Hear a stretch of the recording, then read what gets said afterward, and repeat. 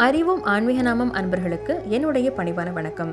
பிரம்மச்சரிய விரதத்தை கடைபிடித்த அனுமனின் திருமண நிகழ்வை பற்றியும் அவருடைய மனைவியான சுவர்ச்சலா தேவியை பற்றியும் உங்களுக்கு தெரியுமா? கல்வியில அதீத ஆர்வம் இருந்ததுனாலையும் போர்ல ராமனுக்கு உதவ தேவையான ஞானத்தையும் அறிவையும் பெறுவதற்காக ஹனுமான் சூரிய பகவானை அணுகி வேதங்கள் மற்றும் சாஸ்திரங்களை கற்றுக்கொள்ள வேண்டும் என்று முடிவு செய்தார். ஹனுமான் சூரிய பகவானிடம் சென்று அவருடைய சீடனாக இருக்க விரும்புவதாக கூறினார். சூரிய பகவானும் அவரை தன்னுடைய சீடனாக ஏற்றுக்கொண்டு அனைத்து வித்தைகளையும் கற்றுக் கொடுக்கிறார். ஆனால் நவ வியாகரணம் என்ற வித்தையை மட்டும் ஹனுமானால கற்றுக்கொள்ள முடியவே இல்லை. ஏன்னா திருமணமானவங்க மட்டும்தான் இந்த வித்தையை கற்றுக்கொள்ள முடியும். இதை புரிஞ்ச சூரிய பகவான் தன்னுடைய ஒளி சக்தி மூலமா ஒரு பெண்ணை உருவாக்குகிறார். அவளுக்கு சுவர்ச்சலா தேவி அப்படின்னு சொல்லி பேரும் வைக்கிறாரு.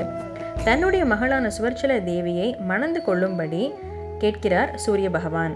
ஆனால் அதுக்கு ஹனுமன் விருப்பத்தை தெரிவிக்கவே இல்லை, சம்மதிக்கவும் இல்லை. உடனே சூரிய பகவான் சொல்றாரு, ஹனுமான், நீ எனக்கு குருதட்சிணையா ஒன்று கொடுக்க வேண்டாம்.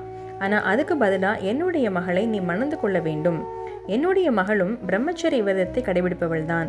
உன்னுடைய விரதத்திற்கு அவள் என்றுமே தடையாக இருக்க மாட்டாள் என்று கூறி ஹனுமனை சமாதானம் செய்து அவ்விருவருக்கும் திருமணத்தை செய்து வைக்கிறார் சூரிய பகவான். ஹனுமனும் 4 வேதங்களையும் வித்தைகளையும் கற்றுக்கொள்கிறார். அதில் புலமையும் அடைகிறார். ஆனால் திருமணத்திற்கு பிறகு அவருடைய காலங்களை முழுவதுமாக ஸ்ரீராமருக்கே சேவை செய்தே கழித்தார் ஹனுமான்.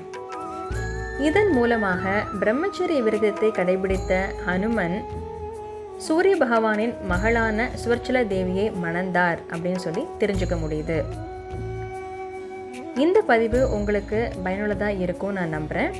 ஹனுமனுடைய மகனான மகர்த்வஜா பற்றி இன்னொரு பதிவில் நம்ம தெரிஞ்சுக்கலாம்.